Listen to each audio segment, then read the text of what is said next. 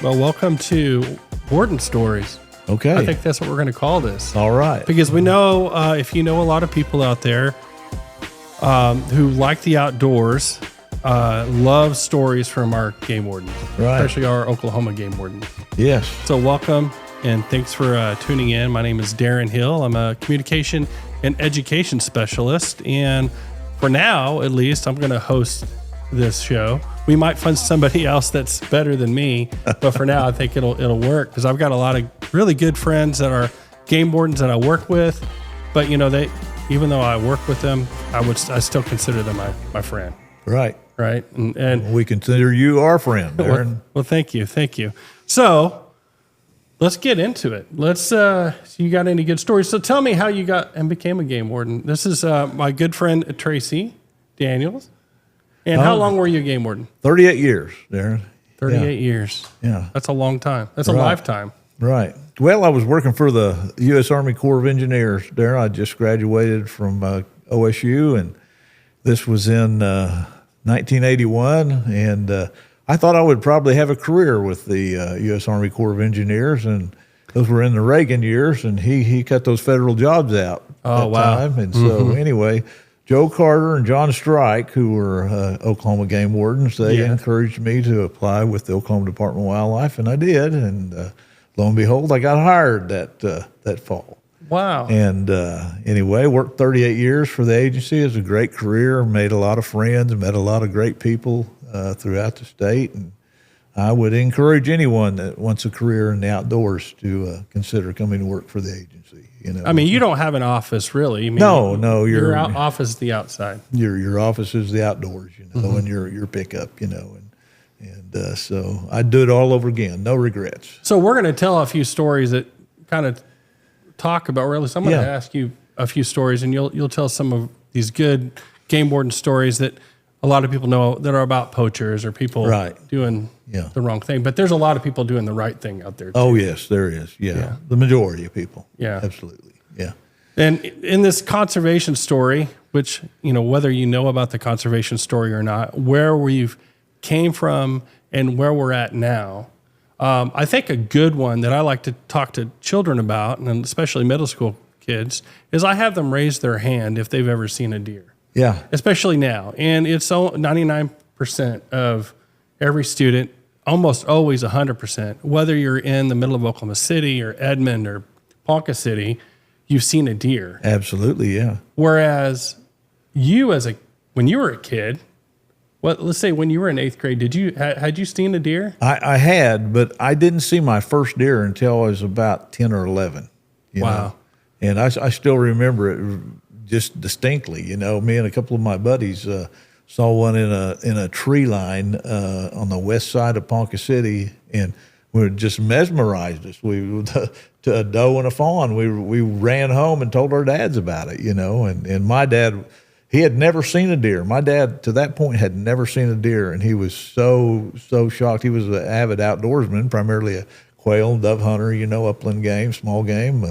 Yes. And but he just couldn't believe it, that we'd seen a deer, And that's how most of us got started, back then. As a kid growing up, whenever I started hunting, it was squirrel, dove, Right. crow, maybe rabbit. Right. But deer was sort of this mythical Yes. thing. Yeah.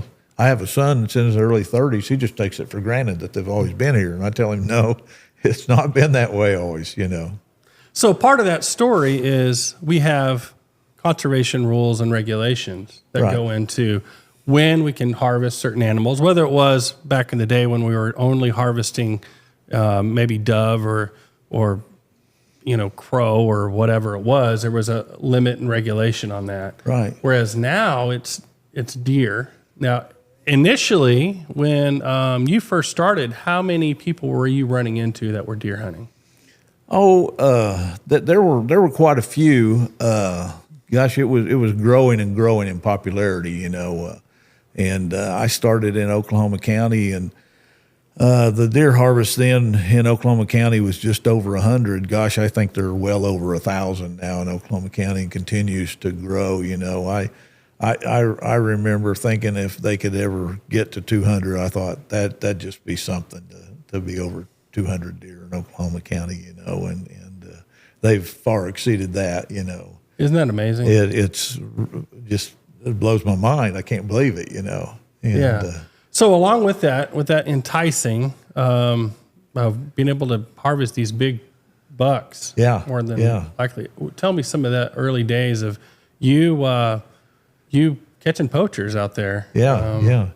Well, I'll just tell you a little bit about one time. This was in 1986, and I'd gone to church that morning with my wife, and Bruce Stromp, who was a I&E technician in your division here. Bruce used to ride with me quite a bit. He was a good friend and good help. And Bruce wanted to ride with me. That was on a Sunday it was August 31st, right before the opening day of dove season. He asked me if he could ride along and loved to take photos. And I said, sure. And anyway, I picked him up. He lived in Yukon, and picked him up about 4 o'clock that afternoon. And we went north of Yukon. And one of the common ways to catch dove hunters that, is, as a game warden, is to just go park out in the country and see if you have any early shooters. You just roll the windows down and sit and listen for gunshots, And of course, a lot of times you're going to hear gunshots, but they'll be in a rhythm if they're shooting clay pigeons, just a steady rhythm. If they're shooting doves or something, it won't be in a rhythm, It'll be pow, then pow, pow, pow, pow, And anyway, we immediately hear gunshots, and they're not in a rhythm. So I told Bruce, I said, we better try to get a little closer and see what's going on here. Yeah. And anyway, make a long story short, we caught 4 guys shooting doves and quail that day. And none of the 4 had a hunting license, and they're shooting not only doves, they all 4 have quail in their game bags, which was very unusual, And I asked them, I said, why are you guys doing this today? And they said, well, we can't go tomorrow on Monday. And I said, yeah, but quail season is still 2.5 months away, guys, and didn't have an explanation for that, And so anyway, issued 12 citations right there on that spot. And Bruce was talking to me after we left, and he said, man, is that common? I said, no, this is very uncommon, That's very unusual to see that. So we leave that location, go down to west of Mustang, and just pull up on the spot. Same thing. Hear a lot of shooting that's not in a rhythm. Go up. There's 6 guys sitting around a sunflower field, banging away, having a dove shoot there. Yeah. And none of those 6 guys have a hunting license, and have killed. Out of the 6 of them, they've probably got 30, 35 doves, to my recollection. Just wow. Same thing. Said, well, we couldn't go tomorrow, so we just thought we'd open it up early today, And none of them had a hunting license either, out of the 6 guys. Wow. Issued 12 citations there, And anyway, while I'm writing citations there, it's getting dark, but I can hear that same rhythm going on west of me 3 or 4 miles away. But by the time we got done, it was dark. Couldn't get over there. But it was just amazing that really shocked me that there was that much early dove shooting going on. I tried to contact another game warden. He couldn't get there in time, before. So. I mean, that's convenience of it. Is that what gets a lot of people? I mean, how many people out there that are, maybe they're not diehard poachers, but maybe there's somebody that sees an opportunity, and for whatever reason, they're opportunistic. Yeah. That's true, Darrin. Sometimes that, a buddy maybe contacts them and says, man, we haven't seen a game warden down here in years, and so let's go, And that sometimes happens. That's for sure, And so you shouldn't do that. Right. Folks. I mean, and they probably, did they all got citations and tickets. Right. Suspended licenses or anything, or not on that particular deal. And what was kind of disappointing to me was I didn't get a single call on that from any of the public. So I knew other people had heard those same shots, and there were probably some hunters out there that knew what was going on by that shooting. That hey, there's somebody opening up dove season early. A little disappointing.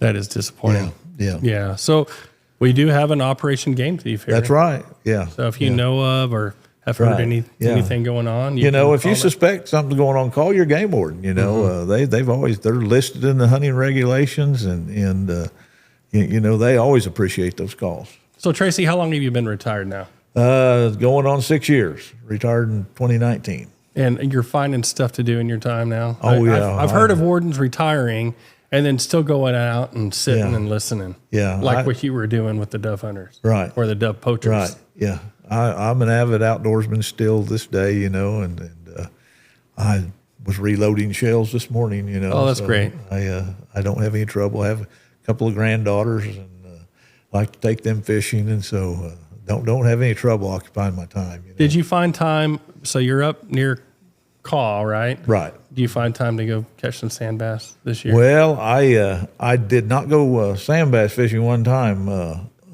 there, but I wore the crappie out pretty good this well, spring. good. Yeah. That's great. Yeah. I love And the it. blue cats. And the blue cats. Yes. Well, Caw has some of the best blue cat fishing, I would say, in the nation. Absolutely, yeah. I'd put it up about you know, against any lake, anywhere. It's amazing up there. It's a great fishery. The quantity of blue cat at Caw Lake is just, it blows me away. Every Yes, year. yeah. Yeah. I was talking to Ken Cunningham about it earlier today, and just we both are just astounded by how good it is. There's trophy, but there's just a quantity of just eaters. Like, Oh, yeah. you know, if you're wanting to have a catfish fry, Yeah. Caw Lake's where you want It's to go. great. It's wonderful.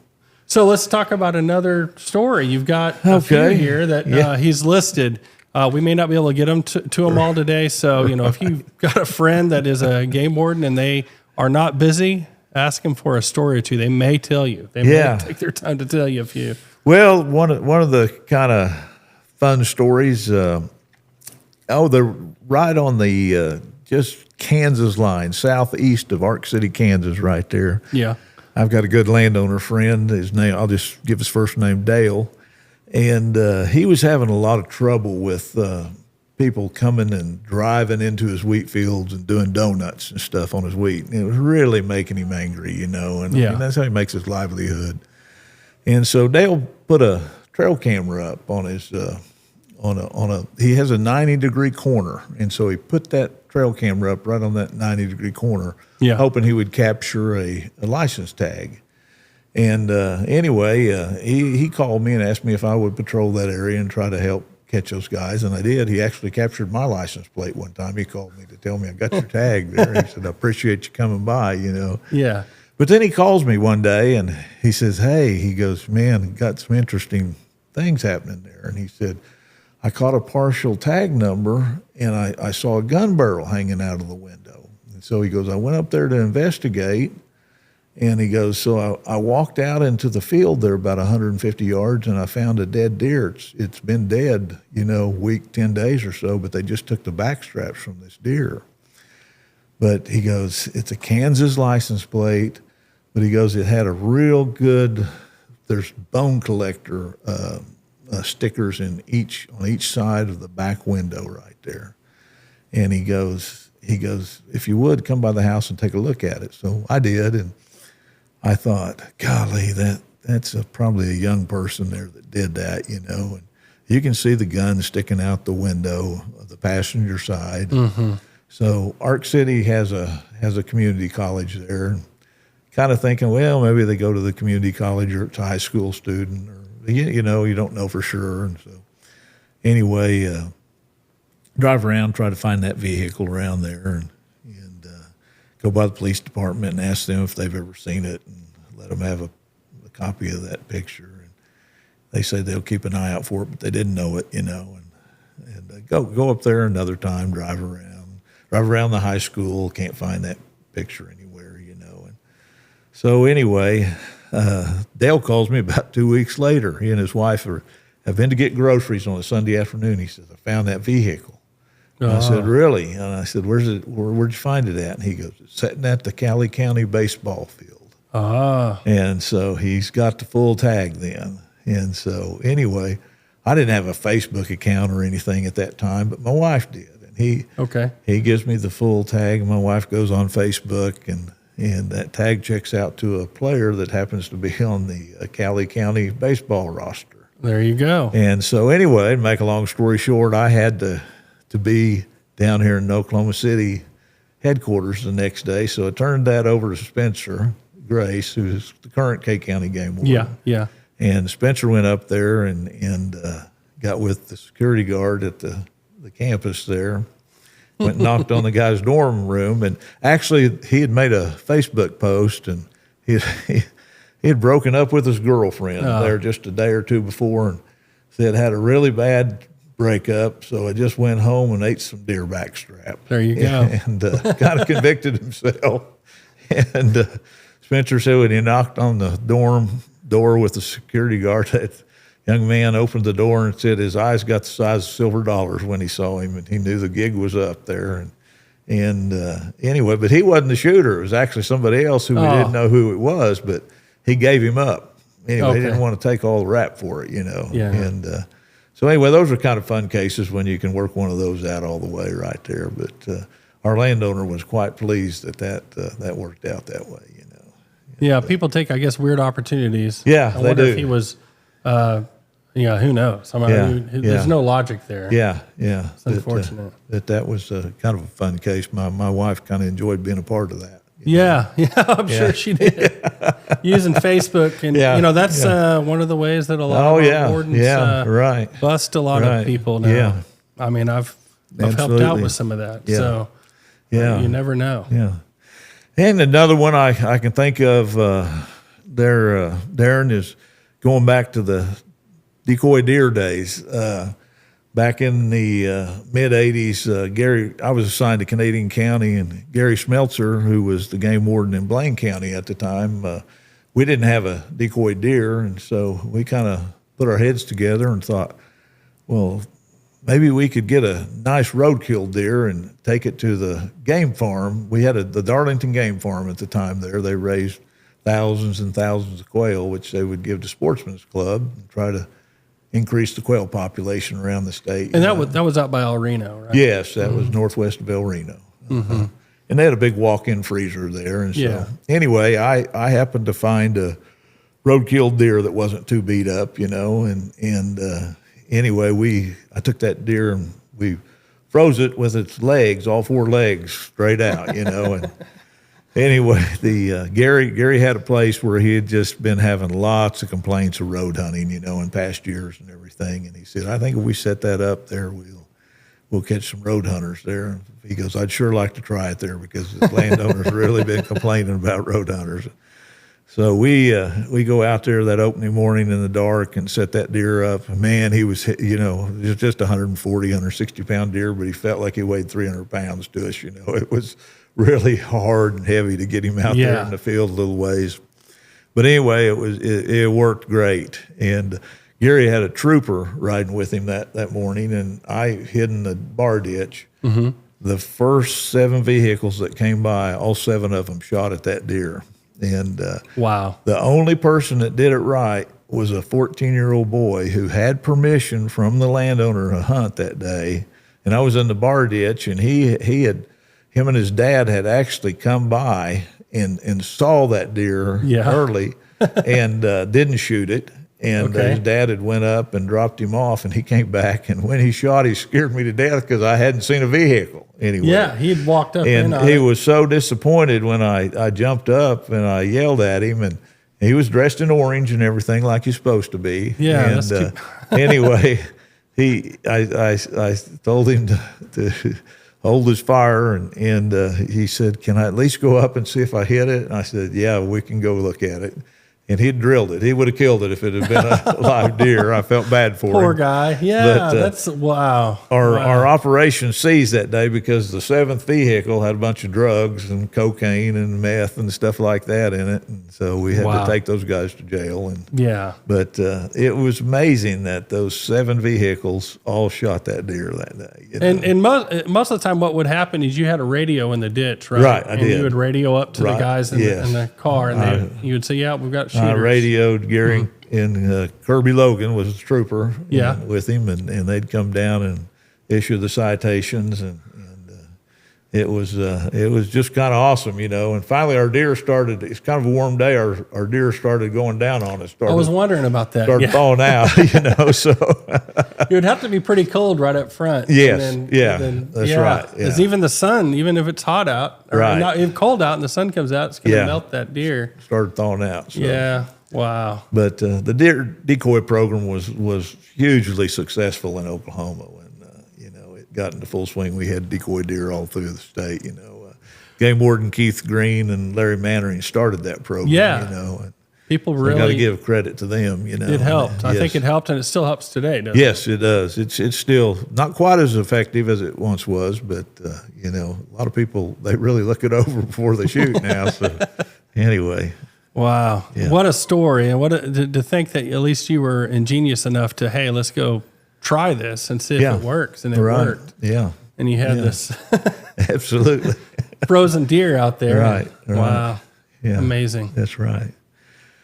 Oh, this wasn't really a case, but it was a real interesting happening that happened to me.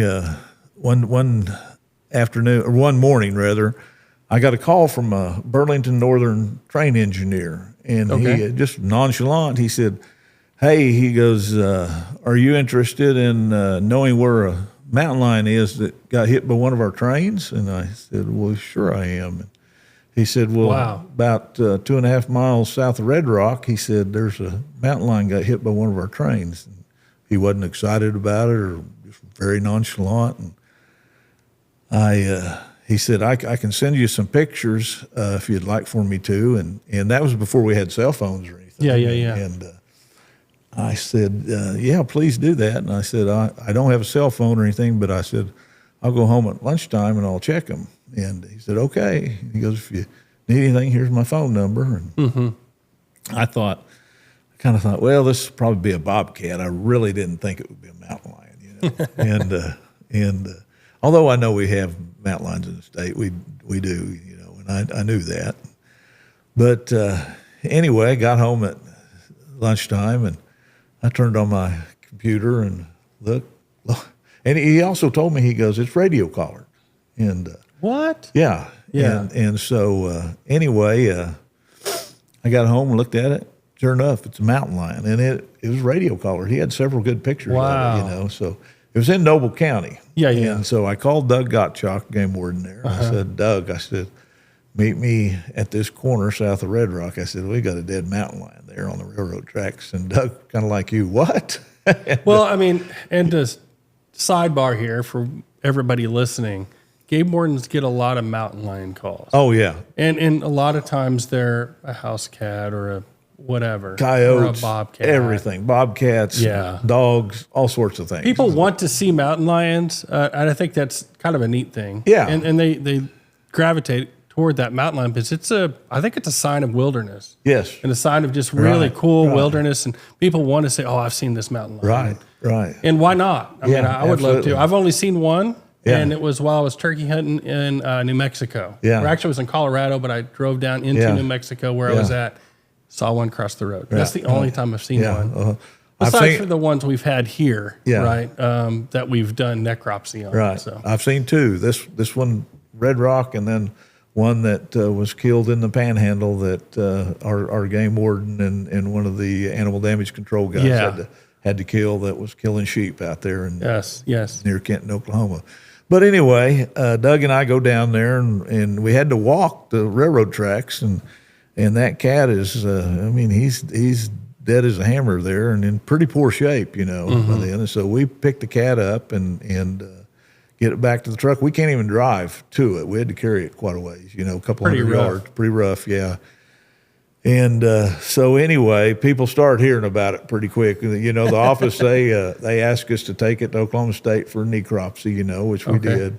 And we soon find out that this cat had been radio collared by South Dakota State University, and the cat had they had radio collared it in Custer State Park out in the Black Hills in western South Dakota.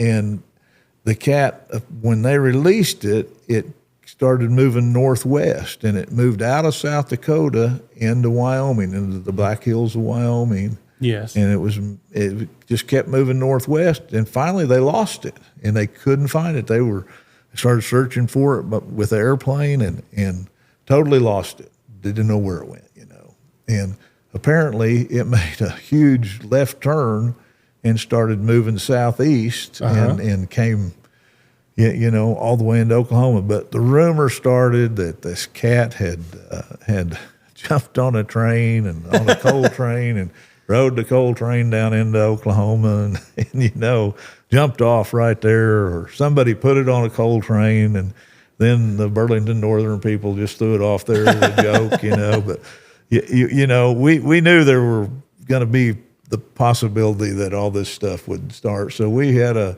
blood splatter expert come and analyze the scene with us, and Oklahoma State, they verified this animal died by blunt force trauma, and so we dispelled all that stuff, before, and the necropsy revealed that the last meals that this animal had he had eaten a goat, he'd had a dog that he had eaten, and so that was all kind of interesting. That's very interesting. And if you looked at the timing from the last time South Dakota State University had actual contact with the animal to the time that he died, he only had to cover about 3 miles a day to get there, which is nothing for a large predator. For a mountain lion. Nothing at all for him to be there, If you want to go down that rabbit hole on your own, just to see the distance a mountain lion has as far as their territory. Oh, yeah. Especially, and this was a male? This was a young male. Yeah. Yeah. So they tend to get very territorial if they don't have, if they're ran off by other males. Or, right.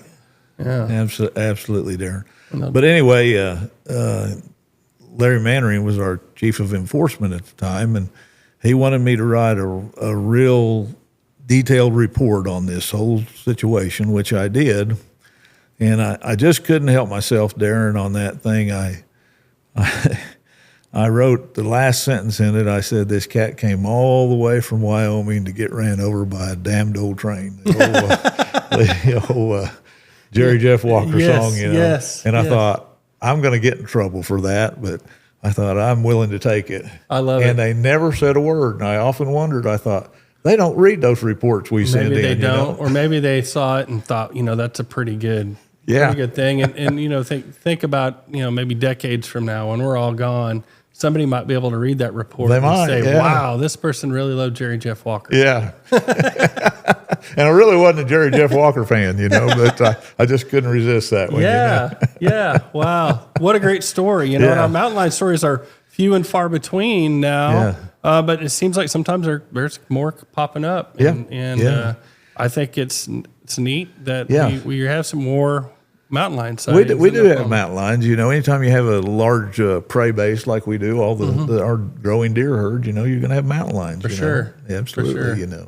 They're just really secretive. Very secretive. I always wanted to see one myself, and I never saw a live one, Yeah. So anyway. Well, I looked at that time it was me and Rich Fuller. We were turkey hunting up in Colorado and came back with our tails between our legs because we didn't see a turkey. We called a lot. Yeah. But we never saw one, and we thought there'd be turkeys everywhere. Right. And so we were coming up out of the canyon, and to get cell phone service to call our wives and tell them we were okay.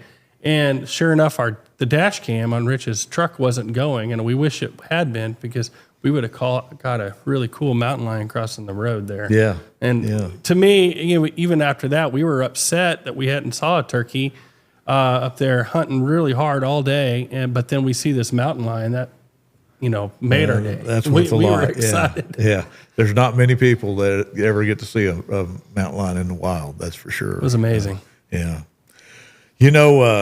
Another kind of fun case that I made one time. This was out just we talked about the game farm a while ago.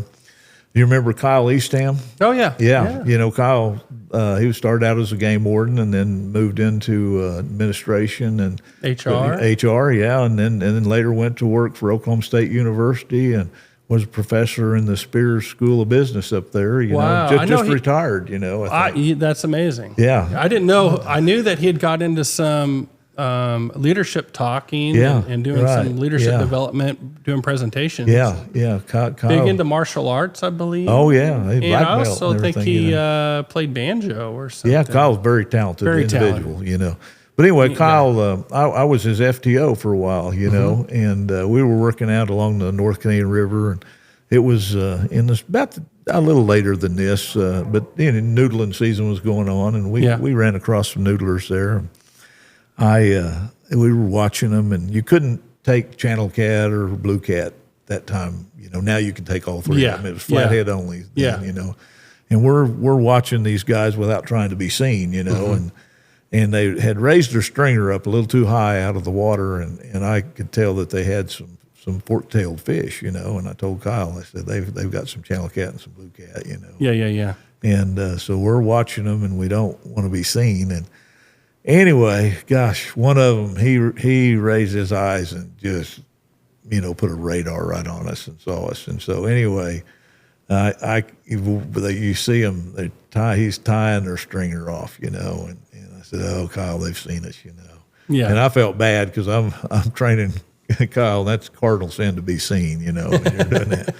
So here they come up out of the water. They don't know who we are for sure right now, but they're coming up out of the water to see who we are, Well, they're game wards, Well, they deny having a stringer, and I'm telling Kyle, I said, remember where we last saw him, with that stringer. And so anyway, both have a pretty good fix on it. So I said, well, we saw your stringer, so I have to go down there, and it's a junk pile, car bodies and everything. And I have to be, since I'm training him, okay, Kyle, you stay with them right there, and I'm going to, take my uniform off and jump in the water and find the stringer. Yeah, of course. Yeah. And so anyway, the good Lord was with me, and I found their stringer, and nothing else. And nothing else, yeah. And it was kind of an embarrassing moment, but the good Lord provided and got the stringer, and we got them out of the deal, But Kyle was saying, man, I didn't know about that deal for a little bit, He goes, I thought you were crazy when you were taking your uniform off. But I had to prove to Kyle and to them, on that thing, for sure. Well, I think there's some other wardens may have just sent their, trainee. But I was the one that exposed us, I think, on that deal. So you felt bad about it. Right. And they all got caught and doing the wrong thing. Yeah. Now you can, when you go out and you're noodling, you can. Yeah, you can take all catfish, blues, channels, flatheads, all of them, I think if you're with that regulation change and those that do you like to noodle? Oh, I used to. I don't anymore. It's sort of a young man's game. Yeah, it is a young man's game, and I've evolved in. I like to catch them with a rod and reel or on a jug line or trot line, Or a young man at heart, maybe. Right. Young man at heart, So. It's a neat Oklahoma tradition. Yeah, so. It is. It's funny how rules and things change over the years. Yeah. So I saw a lot of that, come about. In fact, one of the cases, another case I can think about. There used to be a guy over in El Reno. I'll just say his first name was Skunky. He was a great big guy, nice guy.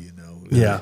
Huge, probably 6'7", 6'8". He loved to coon hunt. And I'd got the word that he was killing raccoons out of season. Several guys told me, and so anyway, one night I'm out working coon hunters, and it was in October, and I run across his vehicle, out there in the woods about 10:30 at night, and so I just kept driving, drove over a hill and parked, and walked back towards his truck, and I can hear his dogs baying off down there in the woods, and felt like, you can tell when they go on tree, Of course, yeah. And then I hear pow, gunshot, and so anyway, he's probably killed that coon, and it's about another 30, 45 minutes, and I see the light bouncing back I'm waiting at his truck and coming back, and anyway, I just try to time my situation right to let him know I'm there, and old Skunky gets one leg over that fence and he always wore overalls. And he's a big guy. I mean, you're describing him. Yeah. I know a lot of these Yeah. skunkies. Yeah. I've seen a lot of skunkies. I grew up with a lot of skunkies. Okay, yeah. You know? Anyway, I let him get one leg over that fence. And I said, State Game Warden, drop your gun. And he starts going, oh, and it's like he's on a seesaw. It scared him so bad. No. And I can tell he's going to fall, and he does. And he gets hung up in that fence so bad. I mean, it took me and Skunky 5 minutes to get him out of that fence, you know. And he said, he's got his gun in one hand, the raccoon in the other. He'd skinned the raccoon out in the field. Yeah. And him and I both had a pretty good laugh about it afterwards. He goes, I've never been so scared in my life, you know. So what was worse, him hunting and getting a ticket out of season or getting caught up on a fence line? Well, for me it was a laugh. Now Skunky might have thought a little otherwise. He might he had to pay the citation. He might have thought that hurt a little bit more, you know. But anyway, nowadays I'd have probably given him an award for killing a raccoon, you know, because we've kind of declared war on raccoons. You can kill them 24/7 now, you know. We have, and it's amazing. We could look in some of our old game mammals of Oklahoma, and where we have the statistic of how many we think are left in Oklahoma, and like even in the 60s, the number was low. Oh yeah, that's right. And that's right, even something with like a beaver. Yeah. Really low, but now they're so widespread. They're everywhere. They're all over. I mean, you know, in the late summer and early fall, I mean, just all the road kills you see. You know, young raccoons. It's crazy. It's just nuts. You know. But, So if you know an old coon hunter, maybe bend their ear a little bit. Maybe they'll take you out. Yeah. Teach you the ways of the. Yeah, it's a fun sport. It's a great sport, you know, but it's a dying sport too, It is. at the same time, you know. I grew up with a guy that I mowed his lawn, and my dad was really good friends with him, and we had access to all his land. And he was out. He actually grew up on Fort Townsend in southeast Oklahoma, but he worked at PSO and eventually moved up to where all of his family land was. Out around Fort Cobb, Oklahoma. And if you walked into his house, it was shelving, not unlike what we have here, but 5 deep of coon dog trophies. Wow. And it was wrapping the whole house. Yeah. He was just known for being the coon dog guy around. Yeah. But even then, you know, that was early to mid 80s. He wasn't hunting as much then as he had of, you know, when he was younger. Right. So. Yeah, it's sad that it's a dying sport. Yeah. I hate it, you know, and it's just one of the things going by the wayside. You know? But there are a lot of people out there that love doing it. Yeah, and there's a neat program that I heard about. It's called it's a hound program where if a young kid wants to get into the sport of coon dogs and start, pursuing coons with dogs, they'll give this kid a coon or a hound. Yeah, hound. That's great. They're such great dogs. You know, all the breeds, the blue ticks and everything. Yeah, you know, such neat dogs. You know. Well, do you have any other stories before we wrap up? Or well, I've kind of told some fun stories. I'll tell you a real quick, serious story that I had one time below Call Dam there. One day I'm down there checking fishing license, and I noticed a bunch of paddlefish bills there one afternoon where somebody had chopped these paddlefish bills off. They're on the bank, and I'm like, what in the world went on here, you know? And this is immediately below the dam. I think this is very strange, you know. And there's a fisherman down there. He goes, this is odd, isn't it? I said, very odd, you know. And so anyway, I go back out there at night for several nights in a row, watching to see if there's any, you know, people are snagging below there, and don't see anything. And finally, on the night of the 4th of July, I see a group of people that I think this fits the profile of this. And anyway, it's about right at midnight. This young man, he's with a group of people. He's about 14 or so. He grabs a Roman. I'm hidden in a little copse of tree right there where I can see. He grabs a Roman candle and holds it by hand and shoots a Roman candle. Nearly hits me, scares me to death, you know. And I thought he probably did it on purpose. I thought, man, did this kid see me, you know? But Wow. I don't move or anything. And there's other groups of people there. And so I just keep watching and waiting. And anyway, finally the other groups leave, but this group has some big rods down there.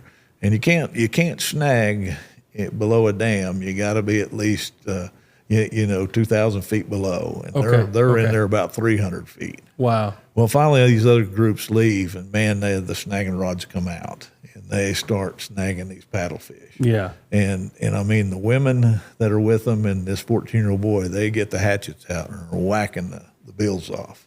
Wow. And putting them in an ice chest so they fit. So that was and they're whacking the tails off too, And so anyway, I just have to wait and bide my time, you know.